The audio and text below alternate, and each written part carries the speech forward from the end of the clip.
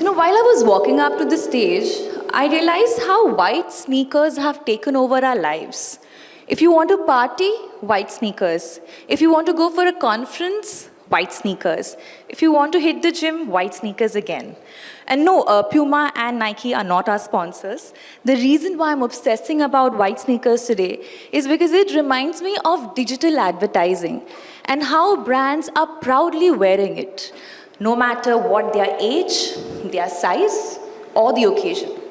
But is it easy today to have a smart digital marketing strategy?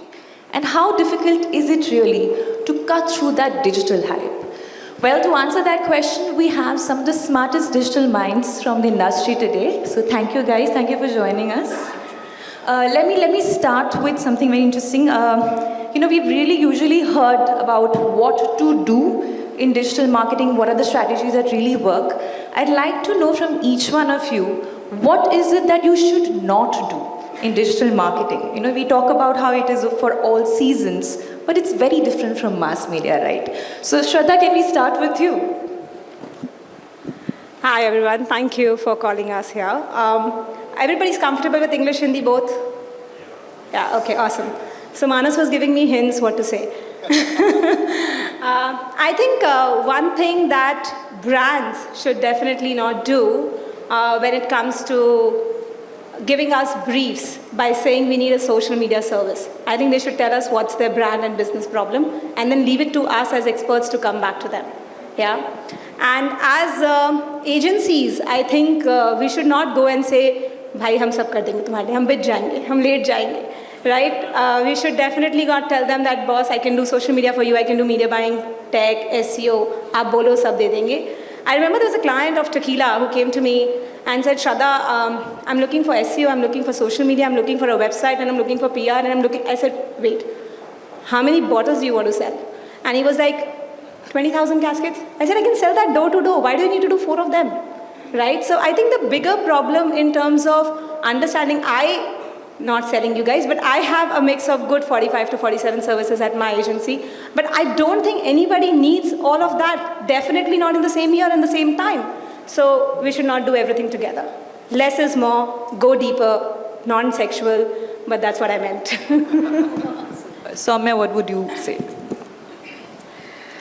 That was absolutely spot on, Shraddha. So I have 3 points to summarize on that. One, when we do plan for digital with clients, do not plan in silos. So ditch the silo, because any brand or any client usually would have an omni-channel strategy. And if there is an omni-channel, so you're doing a TV, you're doing an OOH, find ways to go deeper, create unique experiences across digital channels. So therefore, ditch silo planning.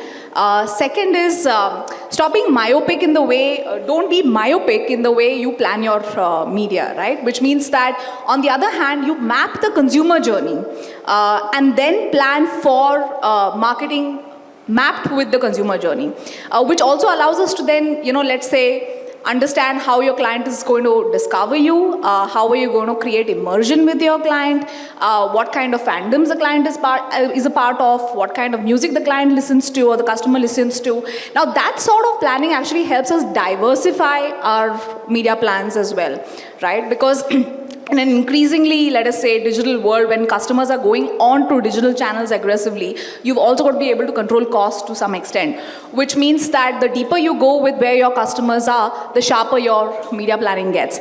And the last is media plan karke chhod mat do.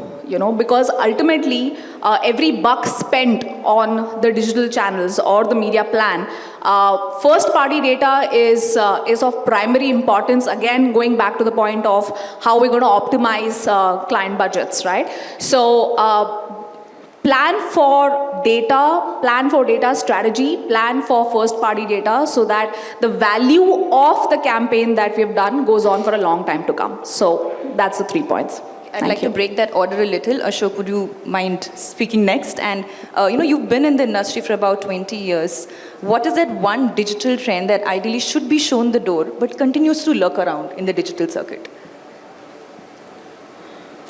So what I will think about it, if I look at doing digital media for a lot of brands at our agency, we do see that the creative that we make for the brand are usually not being really customized for digital medium or digital audiences in the space they are and how they like to engage. It's in an era where people can just scroll up and you are going to be disappeared from the screen. They're not really going to be waiting for the entire creative to be shown, like TV or radio could be, where you might find difficulty in swiping it. So I think it's a time that maybe digital should start to actually stand up and say we need a creative that has to be reimagined for the format, which often has not been done for it. We probably take whatever the creative has been made and just probably usually end up applying and leveraging it in all our digital media plans. So it's time maybe we should stop doing that, Jim. I know you told me not to add anything, but I want to add. I think digital should stand up and also ask for a raise as compared to the offline agencies. Yeah, there are quite a few things we can keep adding to it. Totally agree. Anisha, now you had a very large media agency. And I'm sure most of the clients, basically, they pass on the pressure of kind of keeping up with competition to media agencies. Has it ever happened, and in the process of they trying to keep up with the trend, that herd mentality coming up, have they asked you to follow a particular media trend that you instinctively knew is not going to work for them? Has it happened? Is there an example you would like to share? Yeah, the cost of not losing my job. Yes, multiple times. But I'll give you a story of where we won. I think that's a nicer one. So typically, whenever there's a change of guard at any organization, there is a tendency to bring in fresh thinking, regardless of whether the old thinking was right or wrong. Normally, I mean, that's generally how life goes. So there was a change of guard and somebody came in and said, I don't like broad-based approach on digital and I'd like to go narrow. And they were selling something worth 10 rupees in any case. So there was no point in going narrow. And therefore cohorts led to specific targeting and personalization of a product worth 10 rupees, which does not make sense. And therefore we said no. So it was not an easy conversation. It then went on to a test mode to say, okay, here's what we'll do. We laid a bet, friendly bet, and said we'll run 2 campaigns, one which will be broad-based, and we'll set up another one which is absolutely micro-targeted to all whatever definitions that you have of your consumer, and then we'll see what happens. So, I mean, of course, the latter cost went up 4x. No one cared whether the message was A or B.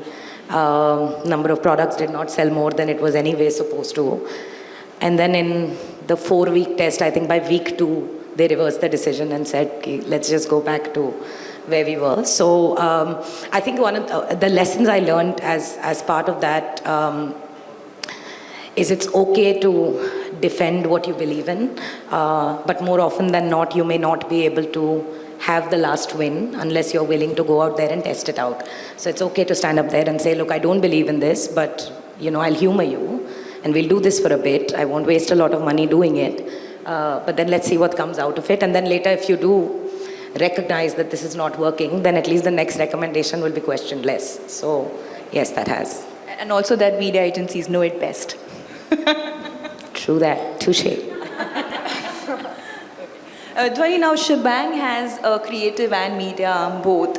And I'm told, Tu Janta Nahi Mera Baap Kaun Hai is as commonly used in Delhi as clients coming up to agencies and asking them, mere campaign ko thoda viral bana do.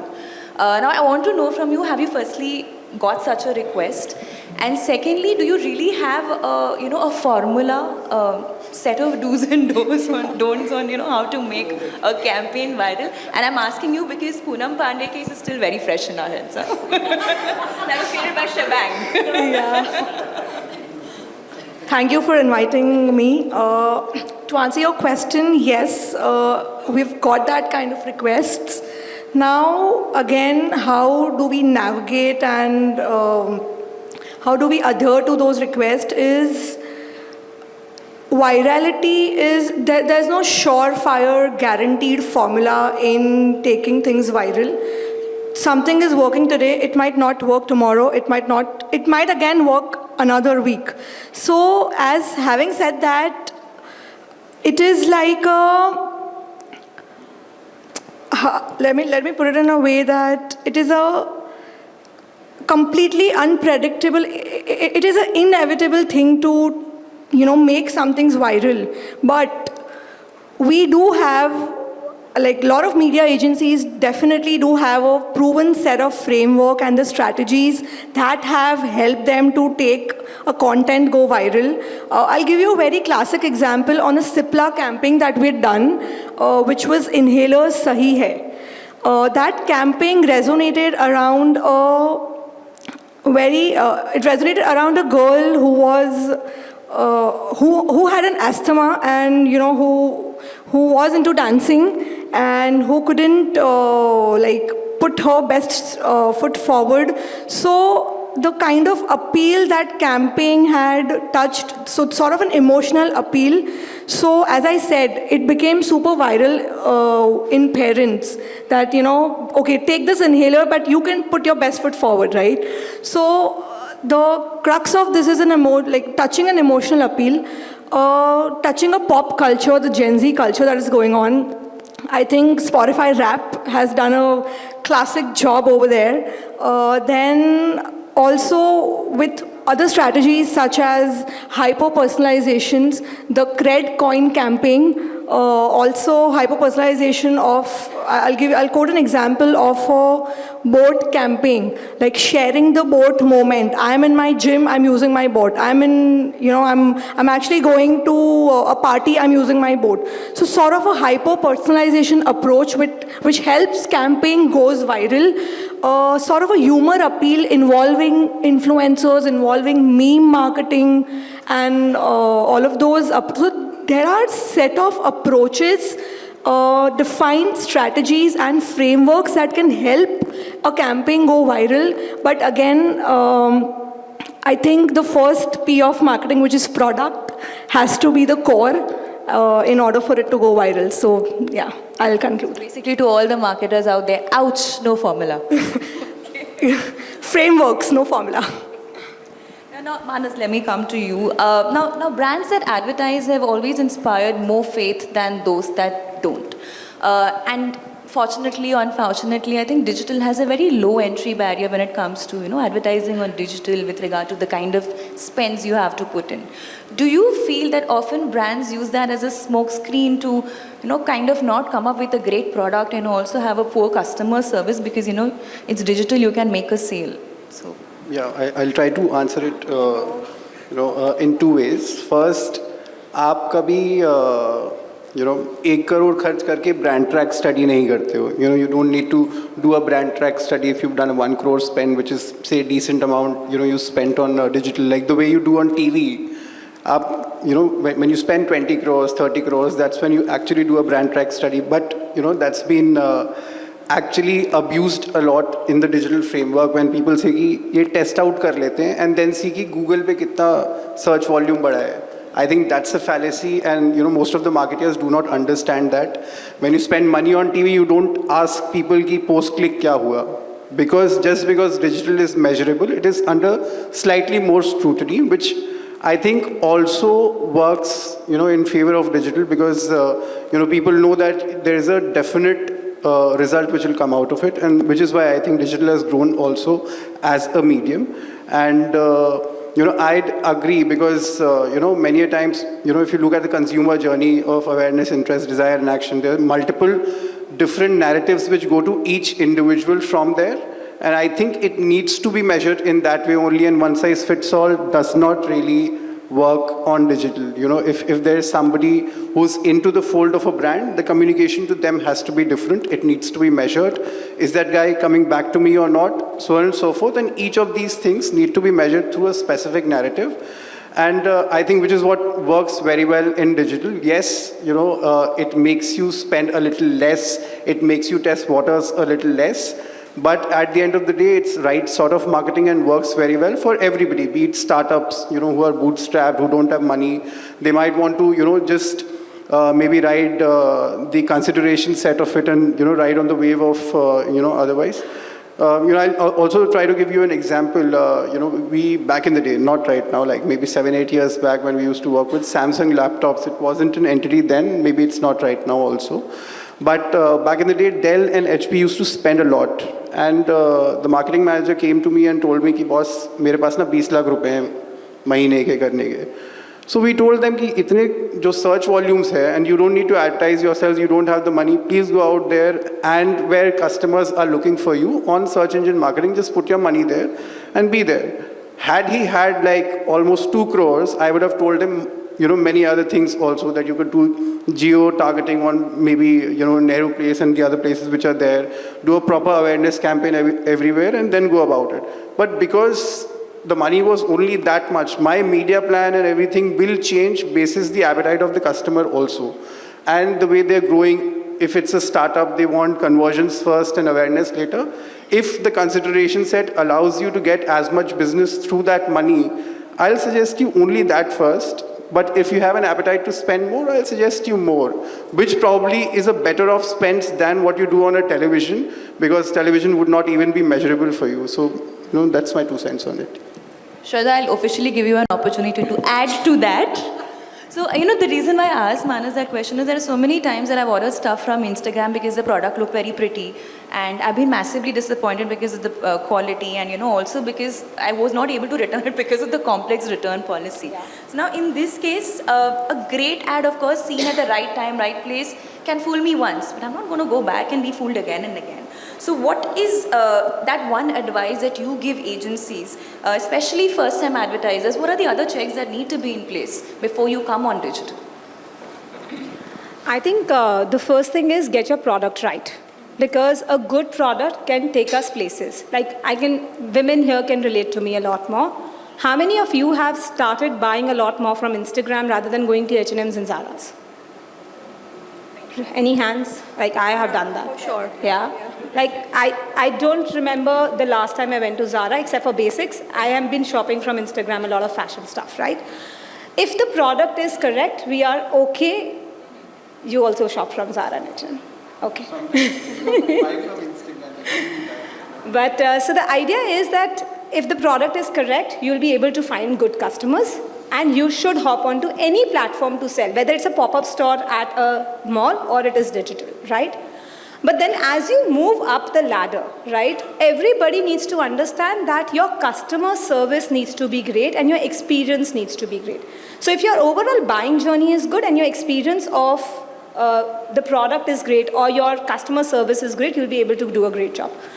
So like Manas also said, fix your lower funnel first and then go to mid funnel, right? So I say if you have $100 ना, सारे पैसे पहले lower funnel पे लगा दो. उसके बाद पैसे बचते हैं, let's go to mid funnel. Then go to upper funnel, and that's how your progress should be. I think Ghazal also mentioned this about Mamaearth, where she said that I only focused on driving sales first. Once I got enough and more money in the bank to experiment, I moved up the funnel. So I think those are key metrics that you should look into.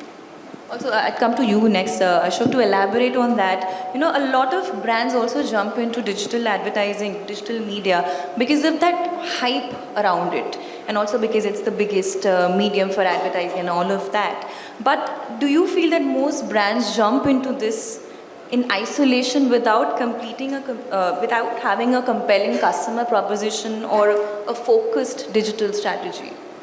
Sure. I think if I look at digital, the way it's growing is penetration.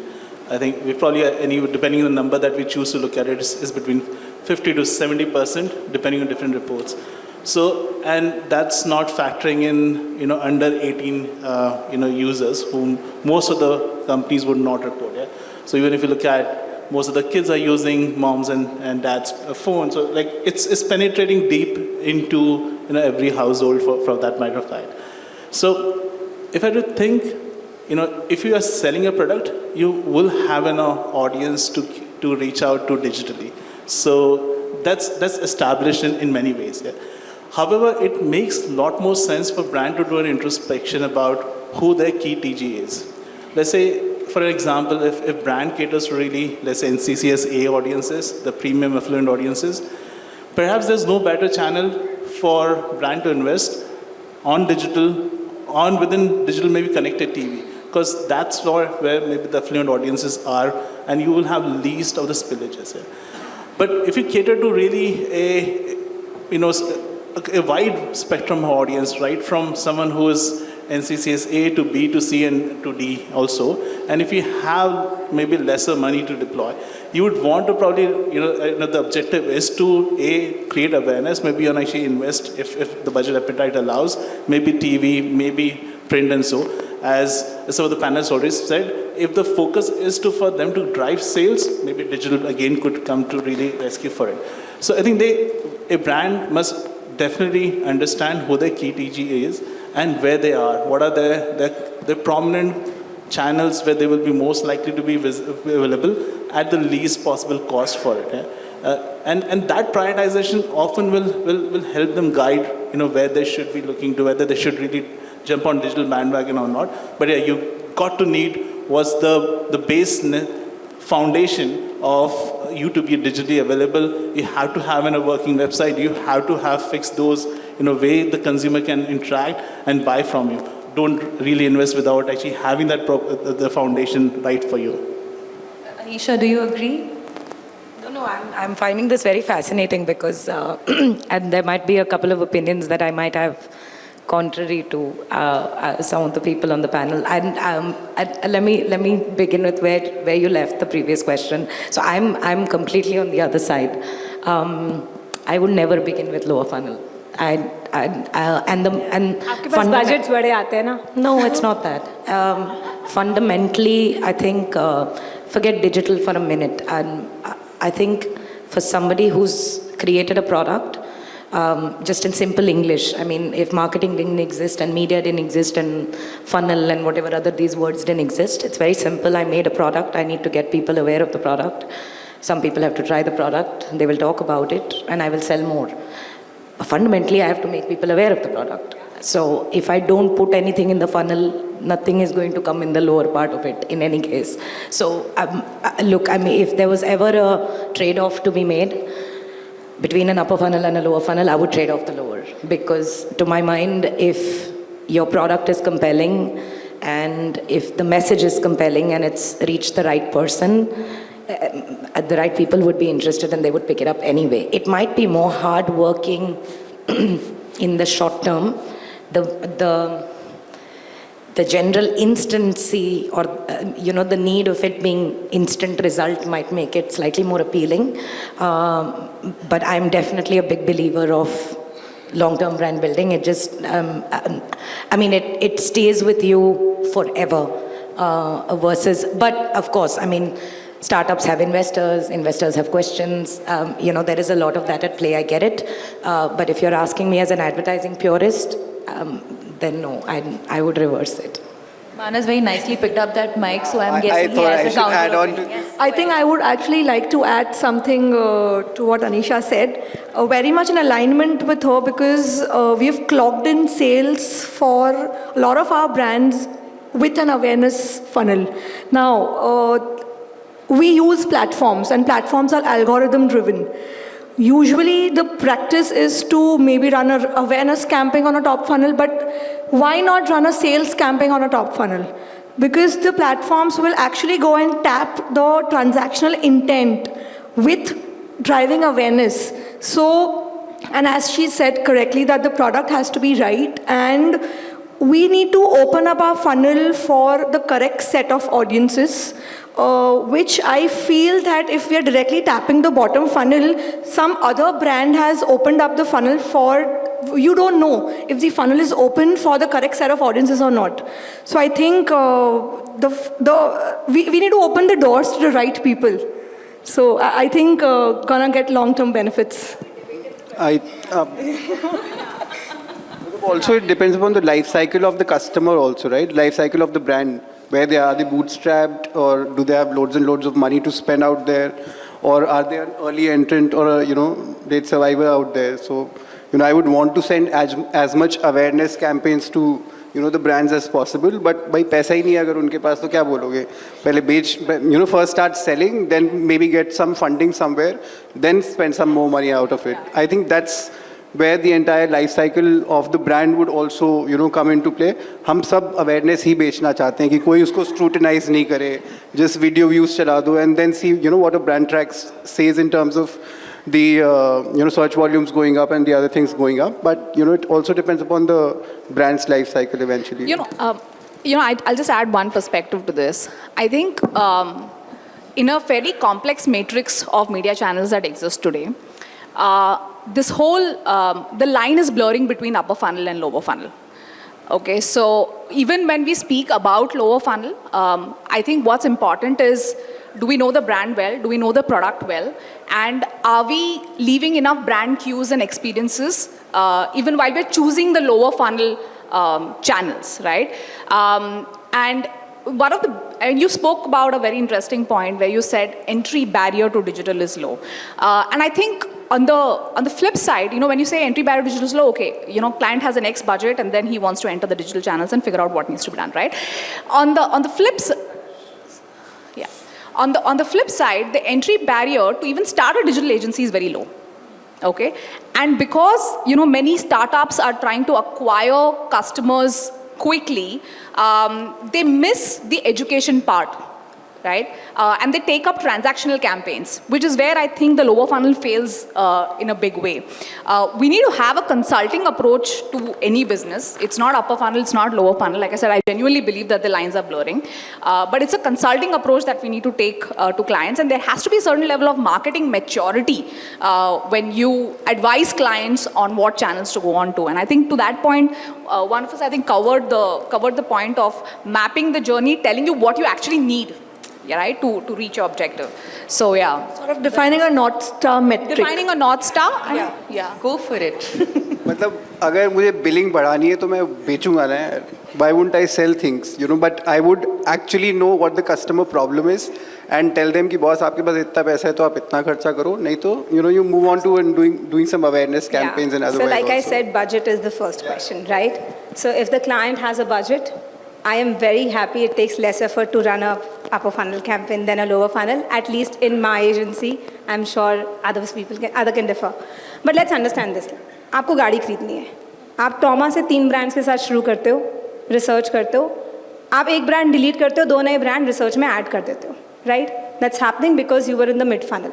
आप Blinkit पे जाते हो, आप देखते हो यार मुझे काली मिर्ची खरीदनी है.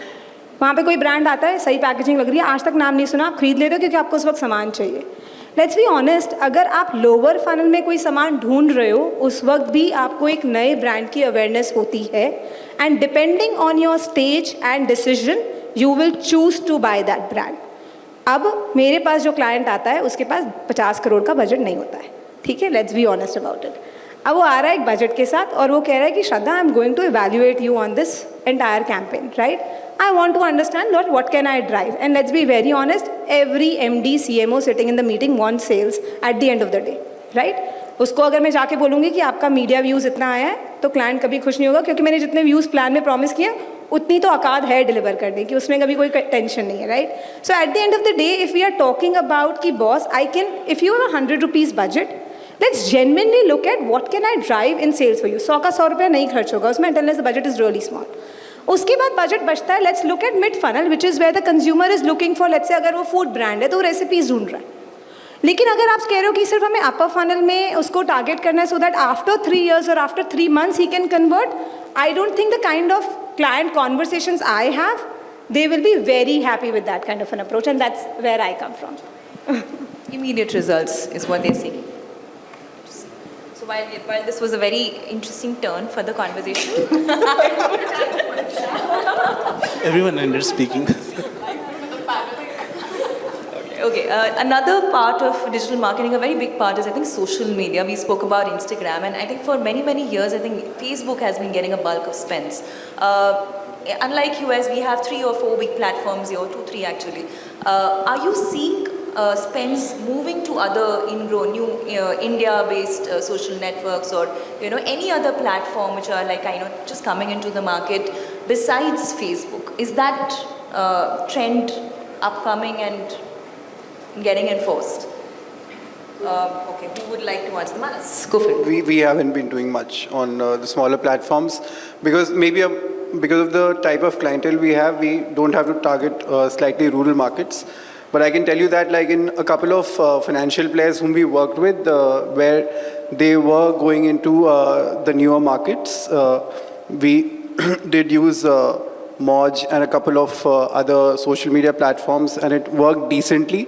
It didn't give us any tangible results, and somehow Instagram and Facebook, still remain to be, a constant, because, what they'd done very early on, was that they managed the data game very well.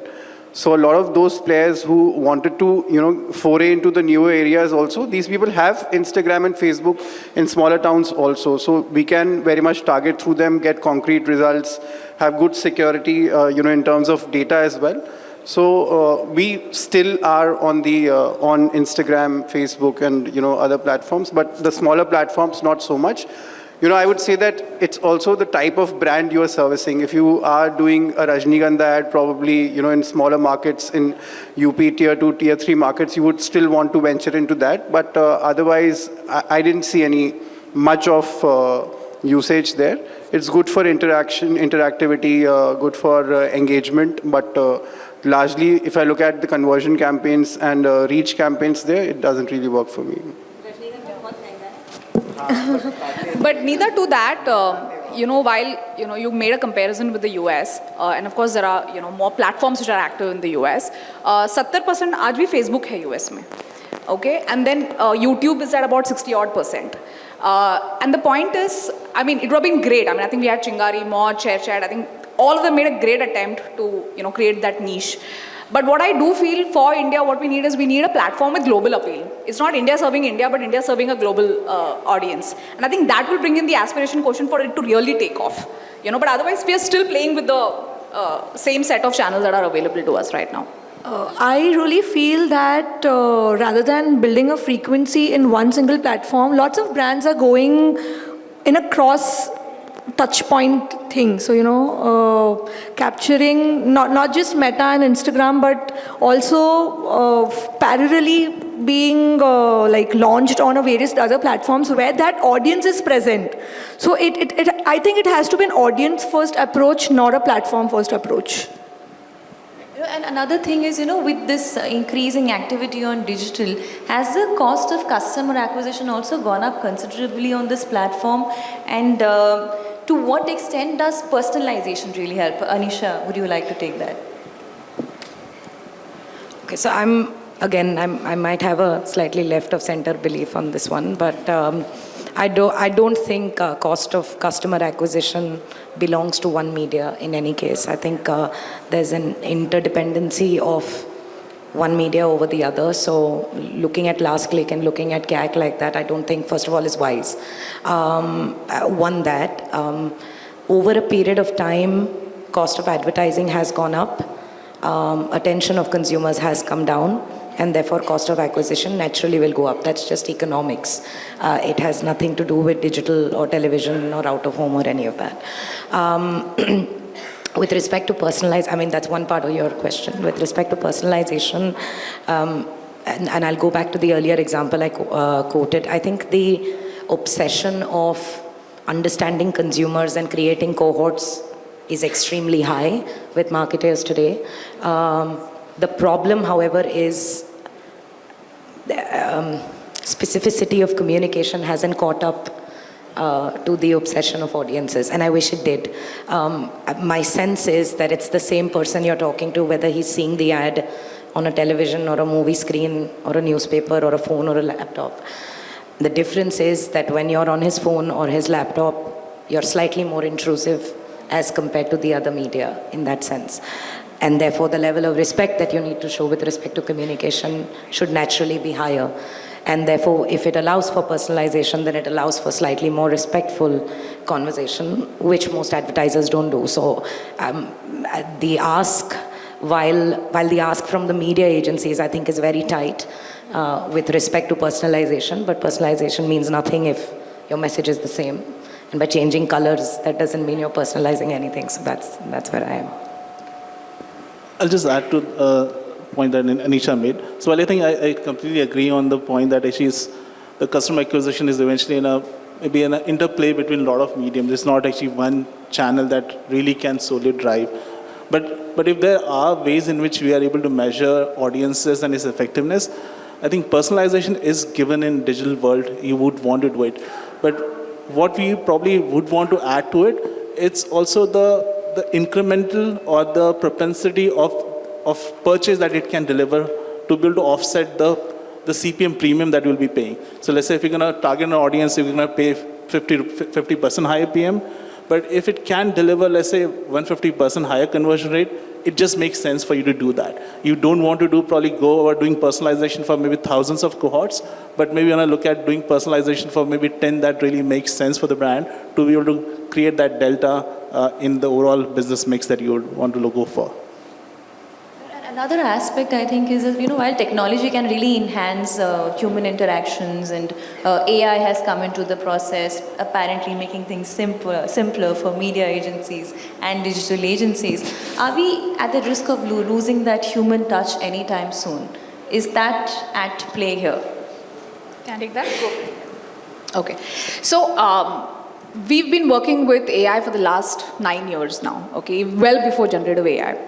And I have always held that AI basically takes care of redundancy and automation. In fact, with the application of AI, we are able to create deeper and more meaningful connections with our customers. Okay, so I'll give you a case in point in terms of how we deploy AI. When we speak about data and personalization, right? For one of our clients, we use 162 cohorts of different customers and personalize the message or the video or the content to them for 162 cohorts, taking our engagement and immersion up by almost 25%. Okay, so obviously the client finds it customer finds it much more meaningful to interact with us, right? So what's happening here, it's not reducing the human touch, but the client feels, hey, you guys know us, you know me, you know my needs. In another use case, for example, when we speak about insights that you can drive from data. I mean, big data has been a thing for a very long time to come, right? But, for a very long time. But we've never really used data in the smartest ways possible. So when you're able to churn insights from it, okay, in another use case is we took some clinical data and used AI to draw broad trends and did micro-market creative campaigns, depending on what was happening to people, like could be sleep, stress, whatever, right? For far more effective in terms of just going a spray and pray method, right? When we speak about consumer journeys, how do you use AI in consumer journeys, right? So when you actually map consumer journey, you're also able to define at what point in the consumer interaction do you want to create human intervention, right? For this feedback loops, right? We are able to analyze data from customers, feedback from customers so much better now, and then actually complete that loop because we understand customer problems more deeply. Now, I think the point that I would want to call out over here is that it's important to it's important to declare, be transparent about the fact that if you are engaging, let's say in the era of agentization, as we call it, right? Let your customer know you're talking to AI. Right? That I think is critical because that will create delight, when you know that you're talking. And a lot of automation actually is helpful, right? Now, for example, if I want to know if my reservation is done, for a lot of transactional stuff, I don't want to wait and sit and talk to a customer service. So all of this, I think, adds up to the equity that the brand creates, right? Now, I think the only last point that I want to make with respect to how we should be engaging with AI as we move forward to create brand experiences is that going back to the trend of agentization that we will see in the coming year now, let AI be the agent behind the real person, okay, and not front. Like if you're a salesperson, the sales AI should be behind the real salesperson. The salesperson should be enabled by the content or the intelligence that the AI is providing, right? But that itself can sort of bring in efficiency by 70-80%, which is sort of how we've got to look at AI. Dhwani, would you like I think I'll add some things to it. While AI can be a very good tool for a scale, so AI can just do the job. Humans can fix the job. AI cannot fix the job because of the lack of emotional intelligence that it has. And eventually, humans have designed AI, so it's not the other way. So there's a difference between doing the job and fixing the job, right? So AI can definitely get a mass scale. I think the hybrid model of AI can be used wherein few brands can employ, like say for example, in 1, 2, 3, 4 stage, AI will adhere to the inquiries, and after the 4th stage, a human will come and intervene. A hybrid model, a little bit of a touch of so humanized form of AI, like how Ask Kea, it's a fabulous version of AI. The real person, the photo of the real person when in a chatbot. I think Kotak 811 has done a spectacular job in deploying their AI tool, where a person will not feel that they are in a cold environment. It's not a cold environment for them. Somebody is still listening to them. It is going to mimic. So, AI, if they are able to mimic the emotional intelligence, then I think the job is done. Shraddha, any counter views? You're now labeling me in the counters department. Okay, but I think I very well agree with her. I think what we are mistaking with AI is it's not supposed to replace human only in front-end jobs, right? So let's say an example. Any back-end job, AI is great. It's helping us.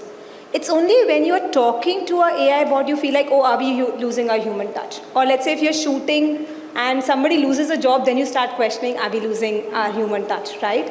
But let's understand the fact that if at 12 in the midnight I'm facing issues with my microwave and I need just a simple answer, which is in their FAQ and I'm not able to find it, it's great to have an AI bot, right? But if you're able to give me a choice that, sir, these questions are automated, like she said, let's be transparent, right? If these questions are automated and will be responded, but in case you want to speak to a person, here's the now number dabaiye. Right? So this is something that we should definitely look at, and I think we'll be able to use this to our T. Like look at how designers have been able to do it. I think I remember एक image Shutterstock से ढूंढने में 3 घंटे लग जाते थे क्योंकि copywriter ने लिखा है ऐसी image आनी चाहिए. उसने तो Google से image reference डाल दी थी या Pinterest से. But designer could not find a relevant image, right? But AI was able to help them just create that image in 5 minutes rather than trying to find that in 50 minutes. So I think it's a boon to us. We just need to think of the right usage. I think it also helps us because all of you send very low-res pictures to us and we have to use AI to improve the quality. So note that point too. Okay, and just this one last question. Now digital of course is known as a media for short-term gains. It's an argument that's often used against it. And yet it has grown to be the largest advertising medium today. So, while we had that upper funnel, bottom funnel discussion, I want to just quickly come to each one of you and ask you, does it hold true today, and to what extent is digital or can digital be used for brand building as a whole? I don't think it is done for short-term gains only. It depends on the objective of the client then and there. Like for example, Manforce condoms, right? I love that client because 9 years into that client. Now, a simple thing, they wanted to improve the imagery in tier 2, tier 3 city. It took us 3 years to actually have 52% of Durex consumers finding Manforce more premium, right? And we had Nielsen studies, which started 3 years back, and then we actually continuously did some programs to find what happened every year. So it does make a difference in long term as well. But if you have a quick short-term agenda, it can create a mix for you to drive that. So that's how you should look at it. We'll just, I'll just maybe add, recently we did a campaign for one of the health brand, and it was on on World Heart Day, and it took in a very different view about how people in India typically look at heart diseases, and often a lot of communication that you'll see will only talk about maybe men in general, yeah, and actually women who probably have different symptoms, that different know-hows that they need to understand if they are also at a risk of heart disease, and often those are things not spoken about. What we did, we created a 2-minute video, and if I had to think about it, if that's the content and you would want it to be shown in entirety, you might not be able to find many avenues to do so. And kind of resonance that the audiences had after looking at that creative was massive. The brand got a lot of love on social, they got a lot of share, and it's a beauty that you could do digitally. You could really create a long form content, let it be there, and it will probably serve to the most relevant audience, and they probably will become the brand ambassador, and it really can drive action and awareness and the love for the brand that they are seeking from the consumers that whom they really think of highly or to go after for it. So, I think the lens through which we need to look at digital now has to change, right? Because what would you call OTT, right? Digital or mainline? What would you call OH digital? Digital or mainline, right? So, I think the more important thing is where is your customer spending time as from a media perspective. That might change from city to city, country to country, region to region, rural versus let's say metros, etc. But I would assume now that a very large part of the channels that the customer is engaging in are powered by digital in some way or the other. So the question of whether digital can build brand or not, the short answer is yes. What do you define as a digital channel, right? Now, when you look at digital purely from the lens of performance, marketing, lower funnel growth, yeah, I mean, that's got serious limitations in terms of how you build a brand, right? But I think we should now, we should move into an era or a stage where it's digital or mainline is not the question anymore. It is an integrated approach that we need to assume. We have to map the consumer journey and create interventions with media as in where the customer is. So I think this question would have been very relevant, pre-Geo came into the picture, in which, we used to spend a lot on TV and otherwise in terms of reach also. Now everybody has a phone with a connection and everything. So if you're wanting to talk about reach, yes, there is reach to only do digital and not, nothing else. But if you talk about the experience, there are still houses with Tata Sky and others, with deep penetration, which you would want to reach out to for at least a more brand space in your head and not a small screen there. And I think you need to decide what customer do you want to reach. Do you want to reach a family or a youngster who's probably on Moj or ShareChat or something else?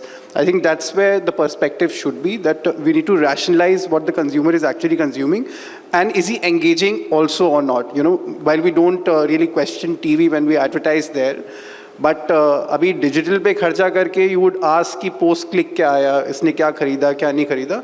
I think from that standpoint it needs to rationalize, but from a standpoint कि सिर्फ digital कर सकते हैं, हाँ कर सकते हैं, but brand का experience थोड़ा अलग होगा अगर आप TV नहीं करोगे. You need a big screen also at times to do things.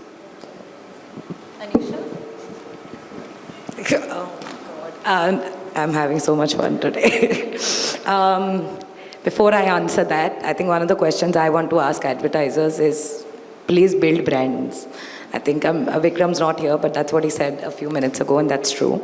I think the general art of building a brand has been not forgotten, but kind of deprioritized in the recent past. I think first, be consistent with messaging, be consistent with advertising, care about what you're putting out there, be slightly more, have that much more ownership, being on the brand side. First have the intent to build a brand, then ask the question on whether TV will build it or,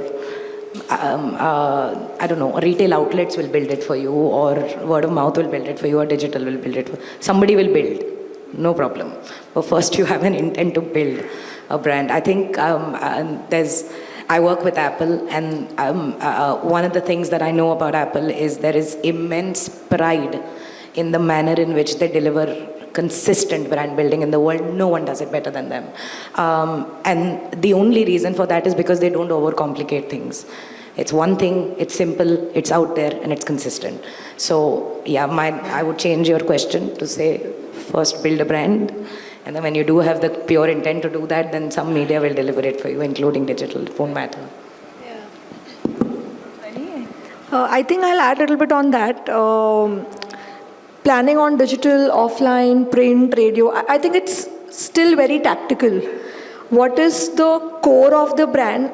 Are all the campaigns, whether it a BAU or a big burst or a brand campaign, are they in line or in alignment with the brand's core? I still remember Ariel's Share the Load campaign.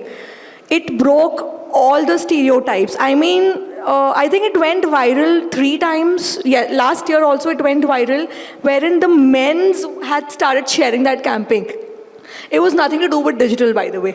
So, I mean, it did, of course, eventually. But another question to your think is, like, say, for example, any given app claiming that they have a they have a total audience of 400 million. Now, I always question, what is the active users? How many people are actually gonna see that thing? So, you know, it's about the right time, the right people, and the right thing that has been shown to them that's gonna make a brand.